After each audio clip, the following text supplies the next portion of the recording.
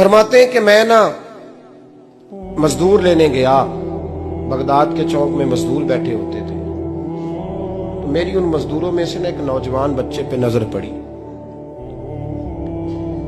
बड़ा कमजोर सा वजूद था, लेकिन चेहरे पर इबादत का निशान था। माथा बताता था कि नमाज का बड़ा ख्याल रखता है। मैं उसके करीब गया।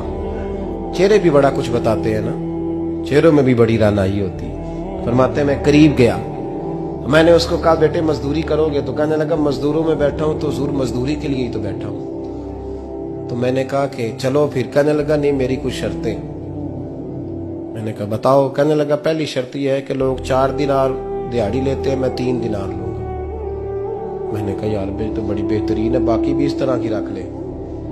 उसने कहा हुजूर दूसरी शर्त यह है कि मैं आपकी मुकम्मल बात मानूंगा, लेकिन जब अजान हो जाएगी फिर आपकी नहीं सुनूंगा। तीसरी बात उसने ये की कि हुजूर मैं आपके घर में काम करूंगा पर आपके किसी सवाल का जवाब नहीं दूंगा। कहते मैंने कहा यार तू बड़ा अजीब है, शर्तें तो मालिकों की होती हैं। कहने लगा जी बहरहाल मैं शर्तें लगा के जाता हूं। फरमाते मैं उसे घर ले आया, काम मैंने उसको बताया, तो जो काम मजदूर सारे दिन में करता है ना उसने 2 घंटे में ही कर दिया। हमारे मजदूर सिगरेट पीने में भी तो आधा घंटा लगाते हैं, वो चाय पीने जाए तो पौना घंटा। वहां उनको भी तो ध्यानदारी करनी चाहिए कि नहीं करनी चाहिए?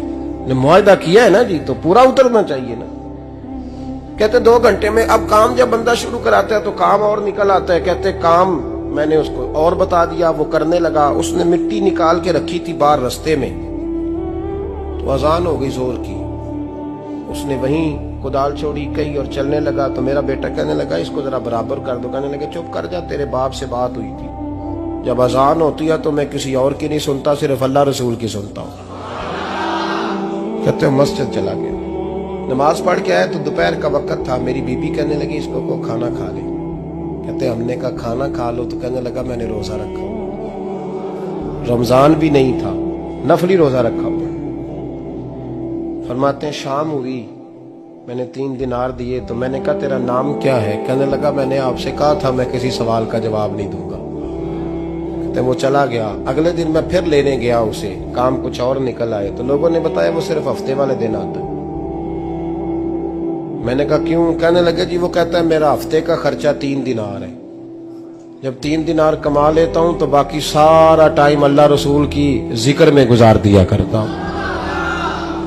फरमाते हैं जी अगले हफ्ते मैं फिर लेने गया, मैंने पूरा हफ्ता इंतजार किया कि काम उसी से कराना है।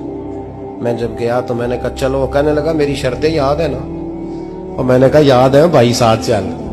फरमाते हैं काम कराया, 2-3 हफ्ते वो आता रहा। एक हफ्ते में गया तो लोगों ने कहा हुजूर आज नहीं आया। क्यों? कहने लगे बीमार हो गए। कहाँ घर है? कहने लगे बगदाद के कब्रिस्तान के पीछे जो कच्ची आबादी है उसमें रहता है। फरमाते मैं गया, दरवाजे पे दस्तक दी तो कहने लगा हुजूर आप हैं? दरवाजा खुला है, आ जाइए। फरमाते मैं अंदर गया तो मैंने कहा तुम्हें कैसे पता चला मैं आया हूं? कहने लगा हुजूर अल्लाह वाले हो, आप नहीं आना था, वरना अमीर तो गरीबों का पता लेने कोई नहीं आते।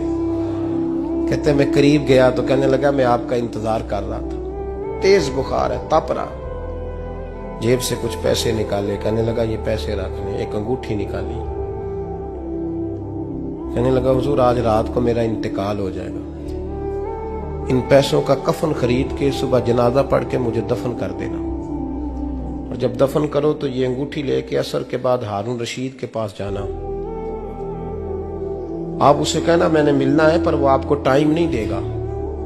आप उसको आवाज दीजिएगा कि तेरी एक अमानत है मेरे पास, फिर वो आपसे मिलेगा तो अंगूठी दे दे, फिर आप मेरी तरफ से फारिग हैं। हजरत फरमाने लगे तेरा नाम? और कहने लगा हुजूर वक्त थोड़ा है, आज रात मैंने जाना है, बड़ी लंबी माफी मांगनी है रब करीम से, अगर मुनासिब समझे तो मुझे अपने रब से तन्हाई कर दे। फरमाते हैं मैं आ गया, पर उसकी बातों ने मुझे सारी रात सोने नहीं दिया। फरमाते सुबह बड़ी मुश्किल से सूरज निकला, मैं गया दरवाजे पे हाथ रखा तो दरवाजा खुला हुआ था। अंदर दाखिल हुआ तो खुशबुएं मेरा इस्तकबाल कर रही थी। जब चेहरे से कपड़ा हटाया तो उसका तो इंतकाल हो चुका। इंतकाल हो चुका है, ऐसे है जैसे किसी का दीदार करके सोया। कहते मैं तो 2 आदमी ले गया था जनाजे पे, पर पता नहीं दुनिया किधर किधर से आई, कहां कहां से। अखा जदों मीटियां जमाना मैनू रोवेगा, अपना ते अपना बेगाना मैनू रोवेगा।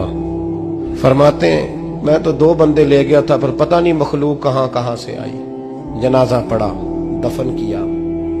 हारून रशीद के पास में असर के बाद गया, मैंने बुलाना चाहा पर बादशाह था, मेरी तरफ देखा ही नहीं।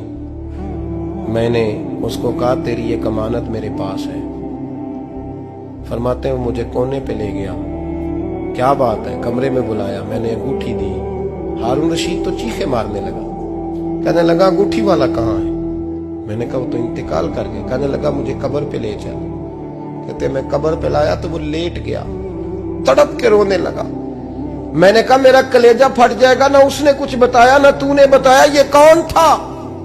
तो हारून रशीद कहने लगा ये मेरा बेटा था। मैंने कहा तेरा बेटा और मजदूर?